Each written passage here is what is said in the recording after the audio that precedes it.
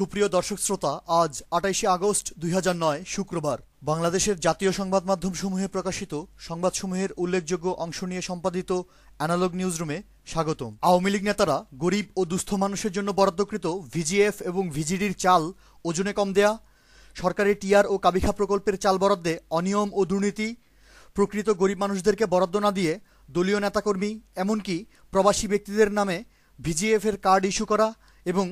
কালোবাজারে রিলিফের চাল বিক্রি করার পাশাপাশি ভাগবাটোয়ারাকে উপলক্ষ করে সরকারি দলের একাধিক গ্রুপের সংঘর্ষের তথ্য প্রকাশ করে ভিন্ন ভিন্ন প্রতিবেদন ছেপেছে দৈনিক প্রথম আলো, ইত্তেফাক, সমকাল, যায় দিন, আমার দেশ, যুগান্তর, ভোরের কাগজ ও ফোকাস বাংলা। নিজের মেয়ের এসএসসি পরীক্ষায় কাঙ্ক্ষিত ফলাফল পেতে ব্যর্থ হয়ে রাজশাহীর মেয়র ও প্রভাবশালী আওয়ামী লীগ নেতা খায়রুজ্জামান লিটন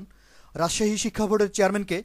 অশ্লীল গালিগালাজ করার পাশাপাশি প্রাণনাশের হুমকি দেওয়ার ফলে শিক্ষা বোর্ড কার্যালয়ে নিরাপত্তা ব্যবস্থা জোরদার করার ছবি এবং সংবাদ এসেছে দৈনিক সমকাল ও যুগান্তরে। জেলা শহর রংপুরের শিবকৃষ্ণ ভবনে সন্ত্রাসী হামলায় সংখ্যালঘু হিন্দু সম্প্রদায়ের উপাসনালয় মন্দিরের বেশ কয়েকটি প্রতিমা ভাঙচুরের সংবাদ এবং রাজধানীর পুরান ঢাকায় সংখ্যালঘু হিন্দু সম্প্রদায়ের লোকজনদের উপর একের পর এক সহিংসতায় উদ্বেগ প্রকাশ করে সম্পাদকীয় ছেপেছে যথাক্রমে দৈনিক যায় দিন ও Naya Diganta. Rajshahi institute of health টেকনোলজিতে আওয়ামী ছাত্রলীগের হামলায় একটি বামপন্থী ছাত্র সংগঠনের ৮ জন নেতাকর্মী আহত হওয়ার পর সৃষ্ট উত্তেজনাকর পরিস্থিতিতে শিক্ষা প্রতিষ্ঠানটি অনির্দিষ্টকালের জন্য বন্ধ ঘোষণা করার খবর,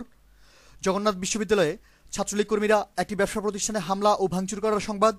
এবং জাহাঙ্গীরনগর বিশ্ববিদ্যালয়ে সরকার সমর্থক ছাত্রলীগ নেতাকর্মীদের বেপরোয়া চাঁদাবাজি, টেন্ডারবাজি, ছিনতাই ও মাদক ব্যবসার উপর প্রতিবেদন এসেছে যথাক্রমে ভোরের কাগজ, যায় দিন, নয়া দিগন্ত ও আমার দেশ পত্রিকায়। আওয়ামী যুবলীগ ও ছাত্রলীগ সভাপতির নেতৃত্বে সরকার দলীয় ক্যাডাররা ঝিনাইদহের শৈলকুপায় বিএনপির ৭ জন কর্মীকে মধ্যযুগীয় বর্বর কায়দায় হাতুড়ি দিয়ে পিটিয়ে মারাত্মক আহত করার পর এলাকায় সশস্ত্র শোডাউন করার খবর, একই জেলার মধুপুরে একজন ছাত্রলীগ নেতা বিনা টেন্ডারে কয়েক লক্ষ টাকার সরকারি গাছ লুট করে নিয়ে যাওয়ার সংবাদ এবং আওয়ামী লীগ ক্যাডাররা যশোরের শার্শায় জাতীয়তাবাদী যুবদল নেতার বাড়িতে হামলা, ভাঙচুর ও লুটপাট করার সংবাদ ছেপেছে যায় দিন, সমকাল এবং নয়া দিগন্ত। উপজেলা আওয়ামী লীগের সভাপতি বগুড়ার শিবগঞ্জে একটি কলাবাগান ধ্বংস করে একজন সাধারণ কৃষকের ৬ বিঘা জমি জোরপূর্বক দখল করে নেয়ার খবর, দলীয় সাইনবোর্ড টানিয়ে রাজবাড়ী সদর ও গোয়ালন্দে সরকার দলীয় নেতারা ২টি পৃথক ব্যবসা প্রতিষ্ঠান দখল করে নেয়ার সংবাদ এবং বাগেরহাটের শরণখোলায় আওয়ামী লীগ নেতাকর্মীদের বেপরোয়া সন্ত্রাসী কর্মকাণ্ডের খবর ছেপেছে দৈনিক প্রথম আলো, যায় দিন ও মানব জমিন। আওয়ামী যুবলীগ ক্যাডাররা ঢাকার সাভারে নববিবাহিত একজন তরুণীকে তার নিজের বাসা থেকে জোরপূর্বক অপহরণ করে নিয়ে যাওয়ার সংবাদ এসেছে আমার দেশ ও নয়া দিগন্তে। শ্রমিক লীগ সভাপতির নেতৃত্বে তার লোকজন বরিশাল মহানগরীতে সদ্য চালু হওয়া টাউন সার্ভিসের একটি বাস ভাঙচুর করার ছবি ও সংবাদ এবং একই জেলার গৌরনদীতে জলাশয় দখল করাকে উপলক্ষ করে সরকার দলীয় একাধিক গ্রুপে গোলাগুলির খবর প্রকাশিত হয়েছে দৈনিক ভোরের কাগজ, প্রথম আলো, সমকাল ও যায় দিন পত্রিকায়। গাজীপুর সদরে সন্ত্রাসী হামলায় গুলিবিদ্ধ একজন সাংবাদিক মর্মান্তিকভাবে মারা যাওয়ার সংবাদ ছেপেছে যায় দিন এবং মানব জমিন পত্রিকা। ১৭ কোটি টাকার টেন্ডারবাজিকে উপলক্ষ করে যশোর সদরে আওয়ামী লীগের একাধিক গ্রুপে পাল্টাপাল্টি শোডাউনের সংবাদ এবং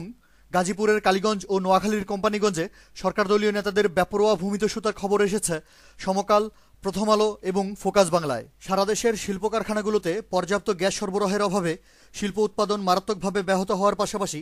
রাজধানী ঢাকা, বিভাগীয় নগরী খুলনা, জেলা শহর লক্ষ্মীপুর সহ দেশের বিভিন্ন স্থানে তীব্র গ্যাস, বিদ্যুৎ ও পানি সংকটের প্রতিবাদে বিক্ষুব্ধ জনগণ বিক্ষোভ প্রদর্শন করার সংবাদ প্রকাশ করেছে দৈনিক আমার দেশ, প্রথম আলো, সমকাল এবং মানব জমিন পত্রিকা। দৈনিক যুগান্তর পত্রিকায় নিউজ আপডেট হয়েছে পার্বত্য জেলা বান্দরবানে উপজাতীয় সন্ত্রাসীরা একটি মালবাহী ট্রাকে হামলা করে মূল্যবান জিনিসপত্র লুটপাট করে নিয়ে যাওয়ার খবর। অ্যানালগ নিউজ আজ এ পর্যন্তই। আমাদের পরবর্তী নিউজ শোনার আমন্ত্রণ জানিয়ে আজকের মতো বিদায়। ধন্যবাদ।